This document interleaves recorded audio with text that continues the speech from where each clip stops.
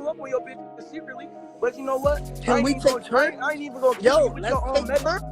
I ain't even gonna kill you with your own medicine, bro. That clash wasn't just petty online drama. It was a signal.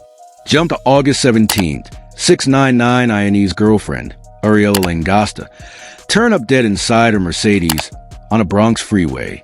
Accident? Not at all. Because now Trippie Redd has surfaced with bone-chilling clip fans believe captures her last living moments. Pointing fingers straight at him. I've got the whole breakdown. This was the shot across the bow. The streets don't fabricate, and the screenshots don't either. While most of you were knocked out of sleep, Trippie Redd unleashed what could go down as one of the most ruthless signals in rap history. A video set to expose the final seconds of Ariella Langosta, aka Mahia Polano's life.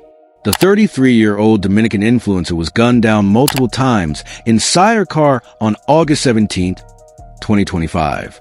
But this story isn't limited to one tragic killing. It's a message fired straight at Daniel Hernandez, better known as Tekashi 69, showing his past demons are circling back, and this time, the price is blood. My dad, what are you talking about? What are you talking about, bro? What you mean what I'm talking about? What dad homies you talking about? Are you gangster? You know I'm gangster like that. Where you at? Nigga, I'm in Brooklyn. The clip Trippie allegedly released isn't some throwaway Instagram post. Insiders are claiming it's actual surveillance footage capturing Langosta's last movements before she was found slouched in the driver's seat of her luxury Mercedes SUV on the Cross County Parkway. The timing wasn't accidental. The statement was precise. This was Trippie Redd warning 6ix9ine that he knows exactly how his girl met her end. More than that, he's broadcasting to the entire rap world that no one orbiting the rainbow-haired informant is truly safe. Let's keep it real. Ariella wasn't just another random IG model with 570,000 followers. She was firmly in 6ix9ine's trusted circle, even appearing in his 2023 music video, WP. And sources painted her as everything from confidant to rumored partner. When someone that close gets taken out, it's not random. It's a calculated strike. And when footage of their final breaths begins spreading through your biggest rival's channels, that's not just a warning. That's an outright declaration of war in broad daylight. You said what? You said why? I just want to know why. Why? Like, why? Because I'm hurt. Because I'm hurt. This rivalry runs way deeper than the average rap feud. We're talking about a grudge that goes back to 2017, when both were rising in the industry. What most fans don't grasp is just how personal this feud became. It first exploded after their collab on Pose 1469, when Trippie accused 6ix9ine of plotting an assault against him in New York. But that was just the opening chapter of a saga that would stretch for years and allegedly cost lives. The streets have memories sharper than steel, and they never let go. When 6ix9ine was flying high with the 9-tray Gangsta Bloods, tossing cash and moving like he was beyond touch, Trippie was taking mental notes. And when Daniel Hernandez flipped, testifying against his own crew to dodge prison time, Trippie was watching closely. And now with La Langa's blood spilled on New York pavement, Trippie seems more than ready to prove how sharp his memory really is, and just how far his influence stretches. Prediction, that's just because that nigga's lame. I gotta say, man, this reflects the worst on this chick, okay? Now, y'all saw me. I was trying to be the voice of reason. I was like, yo, listen, man, why would you even do this? Like, why would you have to get with his enemy just to prove him? What makes this entire situation darker is the manner in which Long Costas' death unfolded. Police described it as a calculated, targeted strike, not some random act of violence. And when you're tied to 6ix9ine, a man who openly testified against some of the most feared figures in New York's underground, there are no coincidences. The claim that Trippie holds footage of her final breaths points to a level of coordination and precision far beyond your average street beef. This wasn't a case of a woman simply caught in stray fire. She had ties to the nightlife circuit at hotspots like Icon New York and Opus Lounge, venues where secrets pass around like drinks and where connections run deep, moving through those worlds while linked to 6ix9ine, someone who scorched every bridge he had with the underworld, made her a marked target, not for her alone, but for the symbolic message her removal would carry. Lesson, man. It's a learning lesson. everybody, for every young rapper, for anybody with some position of power, you got a talent that's made you now relevant to the mass media or mass market or the mass. The timing is what lays out the entire story. Long Costa gets taken out in what investigators are openly calling a professional assassination. And just days later, a video of her last moments starts circulating through networks tied to Trippie Redd. That's not a random leak of surveillance. That's a trophy on display. That's someone bragging, not only about involvement, but about documenting the kill for the record. And when that someone is the longest-standing rival of 6ix9ine, the meaning becomes impossible to dismiss. The truly terrifying part is how this ties into a years-long pattern. Back in 2018, there was already an incident where Layla Ngasta was reportedly kidnapped by 9 Trey Gangsta Blood affiliates, mistaking her for one of 6ix9ine's partners. Even then, she was being used as a chess piece in the larger war surrounding Daniel Hernandez's criminal dealings. The fact that she survived that scare only to be struck down years later in what looks like a much more deliberate final execution suggests that debts in this world take time to settle, but they never go unpaid. The snitch and the system. To grasp why Ngasta's killing holds such weight, you gotta understand exactly what Daniel Hernandez did to lock himself in as the most despised figure in hip-hop. This isn't just about cooperating with the cops. This is about someone systematically tearing apart an entire criminal empire, wearing wires, and pointing fingers at men who once had his back. The extent of 6ix9ine's cooperation goes far deeper than most fans know. In 2019, during his testimony in the federal racketeering trial against the 9 Trey Gangsta Bloods, he laid out gang operations in detail, leading to multiple convictions. And this wasn't just about dodging a looming 47-year minimum sentence. It was about burning every last tie he had to the streets, destroying any loyalty left, and cementing himself as the ultimate traitor in the underworld. Right now, during those 47 years that I would have been serving, I'm 24. I haven't even lived 47 years of my life. Right. If I would have been serving those 47 years right now, already 2 years going on 3 years inside of prison, you guys would move on with your life. The roster of People 6ix9ine exposed reads like a roll call of New York's underworld. He testified against top 9 Trey figures like Anthony Harv Ellison, who got 24 years for kidnapping and racketeering, and Aljamiah Nuke Mack, sentenced to 17 years for narcotics distribution tied to fentanyl and heroin. But it didn't stop with the gang. He even dragged celebrities, accusing Cardi B of being affiliated with a blood set and labeling Jim Jones a 9 Trey member, though those claims never led to formal charges. What made 6ix9ine's cooperation so devastating was a detail. He confessed to ordering a $20,000 hit on Chief Keef, putting Kente Kutubi McKenzie in the crosshairs for the attempted shooting. He described robberies, trafficking operations with heroin, fentanyl, and ecstasy, and handed prosecutors insider knowledge that only someone embedded within the hierarchy could possibly deliver. Street world, right? What's the codes of the street? Loyalty, honor, integrity, morals, principles, standing tall on what you believe on, and no snitching, right? Right. Where was the loyalty to me? And this is where Trippie Redd's role becomes clearer, though most fans miss it. In court, 6ix9ine admitted he greenlit the hotel assault on Trippie after getting his location, driven by jealousy and gang politics. This wasn't petty rap drama turning violent. It was 6ix9ine weaponizing his criminal network to target a rival, only to later snitch about it in federal court to shave years off his own bid. The betrayal ran deeper when you look at his own circle. 6ix9ine's manager, Kafano Shadi Jordan, was hit with 15 years for racketeering and extortion. This was not just a crew member, but a business partner.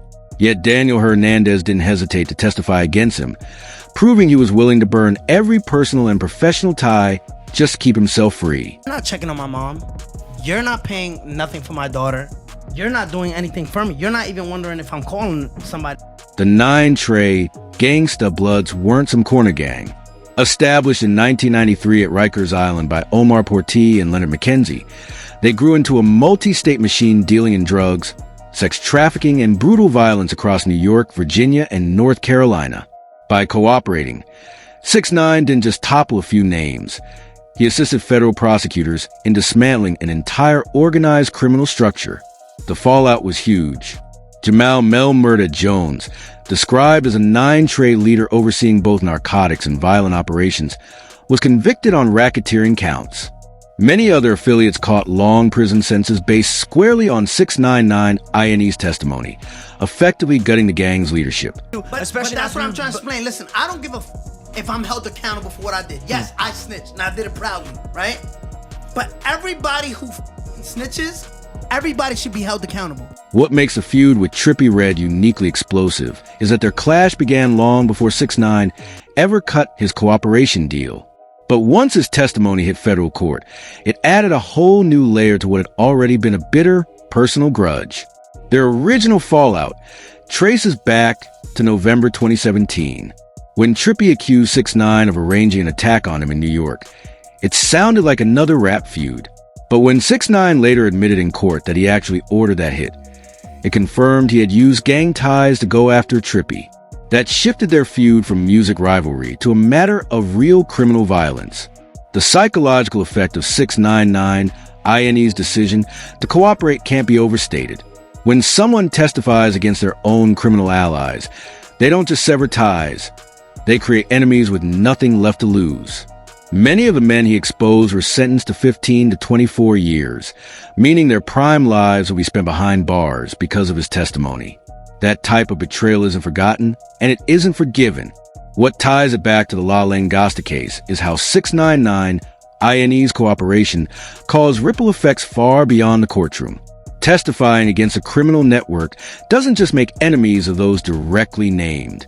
It makes enemies of their crews, their relatives, their friends, and anyone who suffered fallout from the prosecutions. His words help secure. How many fights you had behind that flag? I got 100-something. My first 40 fights was rat packs.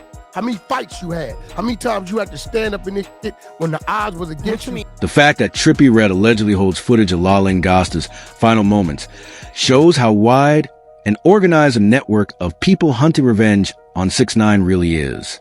This isn't about one or two grudges. It looks like a coordinated mission to erase anyone linked to Daniel Hernandez, punishing him for betraying the code and warning others about what happens when loyalty is broken. The reckoning. We're at the final stage now, and the story forming is darker than anything 6ix9ine could have pictured when he first struck his deal with the feds. The killing of Langasta isn't just one woman being caught in a line of fire. It's a demonstration that Daniel Hernandez's cooperation with law enforcement turned him into a permanent target, and that target extends to everyone within his circle. And the people tracking it clearly have the patience and resources to carry out revenge in the long run. His life after testifying has been one of paranoia and legal chaos. And truth be told, it makes sense. When you betray an entire gang system, you don't just risk immediate payback. You lock yourself into lifelong warfare, where every bond becomes a risk and every loved one becomes a possible target. The La Langasta situation shows this isn't some theory. It's an active, ongoing campaign with real casualties. Put that boy on suicide watch. Academics, I love you. You know you're my best. The toll on 6ix9ine's family has been brutal and continues to this day. His relationship with Sarah Molina, mother of his daughter, was marred by domestic abuse claims stretching from 2011 to 2018. But beyond the toxic relationship, Molina explained how 6ix9ine's gang ties and eventual testimony created a world of constant threats and instability for their child. The fact that he openly admitted to domestic abuse in court, while also snitching on violent criminals, only magnified the danger, leaving his family vulnerable to both his actions and his enemies' wrath. From multiple angles, the damage is clear, but it goes even further when you look at how 6ix9ine's snitching wrecked his bond with his daughter. Sarah Molina has repeatedly spoken out, saying 6ix9ine has barely been present in Soraya's life, spending only minimal time with her after his release. She's blasted him publicly as a deadbeat dad while he was busy flaunting new relationships online. When YouTuber Steve Will Do It gifted Molina and Soraya cash in a Birkin bag in 2024, calling out 6ix9ine as a rat and abuser, it made clear that even his own family narrative had become ammunition in the ongoing story of his betrayal. The toxicity didn't end with Molina. His later relationships, like with Jade and more recently with Yilan Lama's Viral, which collapsed after 2024 domestic violence charges, paint a picture of a man unable to sustain stability. Living as a marked target impacts every corner of his personal life. And these romances often turn into public circuses, dragging those close to him into danger and ridicule. The financial fallout has been just as brutal.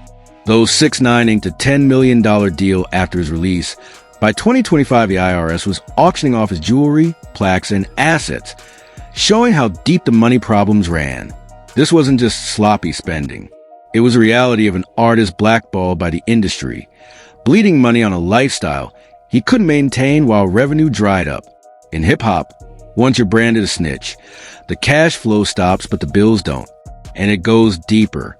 His legal problems stacked up with arrests in the Dominican Republic, one for assault in October 2023 and another for domestic violence in January 2024. That means constant attorney fees, bail payments, and court costs. Add to that the expenses of round-the-clock security, safe houses, and staying hidden under threat, and his finances kept collapsing. Somebody defeat the mob boss 6ix9ine, man. He always got some PR that makes everybody look crazy. It's working them get comments. The violence that follows 6ix9ine has been steady and rising, coming from every angle. In March 2023, he was ambushed inside a Florida gym sauna by men later identified as Latin Kings. That showed his enemies weren't limited to 9 Trey Bloods. The message was plain. His testimony made him a marked man to multiple criminal crews who saw him as the definition of betrayal. This wasn't a random fight at the gym. It was deliberate, coordinated, and symbolic. High-ranking Latin Kings members tracked him down, beat him, and sent a message loud enough to echo across the underworld. The fact it happened in a public space, in broad daylight, proved that no place is safe for Daniel Hernandez. But what makes the Langasta case even darker is how it marks an escalation. Earlier attacks aimed at him directly, but striking someone from his inner circle carries a chilling new warning. It declares that simply being close to Daniel Hernandez is a death sentence, and that even people who never played a role in his cooperation will still pay with their lives. Did it anyway. They went out there and was there for about 3-4 minutes. The role of Trippie Redd in this growing campaign is bigger than most realize. Their beef has dragged on since 2017, but the claim that Trippie holds footage of La Langasta's final moments shows he isn't just watching from the sidelines. He's actively involved with ties to the people executing these moves. That changes their dynamic from a rap rivalry into something far more lethal and wide-reaching. What's wild is how Trippie has positioned himself throughout this drama. While 6ix9ine was busy working with the feds, Trippie was strengthening his street rep and keeping his network solid. As late as 2024, Trippie was still clowning 6ix9ine, suggesting boxing matches, and keeping the psychological heat on. But the La Langasta situation shows this isn't about Instagram dices. This is about coordination with hitters who have the resources to carry out executions. The psychological warfare behind circulating footage of La Langasta's killing can't be overstated. It isn't just about eliminating someone tied to 6ix9ine. It's about recording it, then weaponizing that video to torment him. When Trippie pushes that footage out, it's not only a signal of involvement, it's proof that 6ix9ine's circle is being systematically hunted, with their deaths turned into trophies. You gotta stop building up these chicks to be stars, okay, to keep it 100, right? Because you don't know who's really there for you, and even after you're done, they'll just walk away, or they're in it for some clout, and they're gonna be doing some. The outlook for 6ix9ine's future is looking darker by the day. His latest legal issues include probation violations for drug possession and unauthorized travel, signs that the non-stop stress of living under a death threat is clouding his judgment and mental stability. People constantly fearing assassination tend to make reckless choices that dig them even deeper. But here's the twisted part. His cooperation created a chain reaction that refuses to stop. Reports in 2025 described federal raids on his home, where traces of cocaine and MDMA were seized, suggesting he's turned to drugs to numb the fear. That only leads to more legal headaches, which in turn make him more exposed to his enemies. The chilling reality of all this is what it says about long-term street justice. Langosta's ties to 6ix9ine stretch back years, including the 2018 incident where 9 Trey members kidnapped her thinking she was his girlfriend. Even then, she was marked. The fact that she survived that ordeal only be taken out years later proves that in this world, revenge doesn't expire. It waits. And anyone close to Daniel Hernandez is fair game, not just now, but for years ahead. As any type of sense, he would not. Okay? Now, you have a tattoo of that whole brand on your face, and you're doing this dumb shit, which means he probably won't with you ever again, so you just caught a permanent of your goddamn self, okay? The industry freeze out 6ix9ine has dealt with since snitching has been total and lasting. No sugarcoating. Rappers like Snoop Dogg and Meek Mill openly dragged him, and every attempt at a comeback has been crushed with boycotts and heavy resistance from the industry. But what the La Langosta hit proves is that the fallout from his cooperation doesn't stop with career rejection. It stretches into the calculated dismantling of his inner circle and anyone still loyal to him. The signal Trippie Redd seems to be sending by allegedly circulating footage of La Langosta's last moments is clear. Daniel Hernandez's deal with the feds carries lethal consequences that won't fade with time. This isn't just about revenge for old wounds. It's about locking him in a permanent cycle of fear, where 6ix9ine can never relax, and where everyone tied to him realizes that their loyalty might cost them their lives. The final act of the saga hasn't been written yet, but the path is obvious. 6ix9ine's cooperation with federal agents may have spared him decades behind bars, but it traded that for another kind of sentence, one where he and everyone connected to him live under a permanent death watch, targeted by people with both patience and resources for long-term retaliation. When the dust finally settles, this won't just read as a story of one tragic murder or one rapper's collapse. It will stand as a blueprint for how working with law enforcement might save you in the courtroom, but set you up for something deadlier outside it. And it shows how figures like Trippie Redd have stepped into roles not only as witnesses to 6ix9ine's decline, but as players in a revenge operation that has no clear end in sight. The streets don't forget, and they never forgive. Langosta's killing and the alleged circulation of her final moments are just the latest entries in a saga that started with 6ix9ine's testimony. It won't end until everyone in Daniel Hernandez's orbit fully feels the cost of his choice to put freedom before loyalty.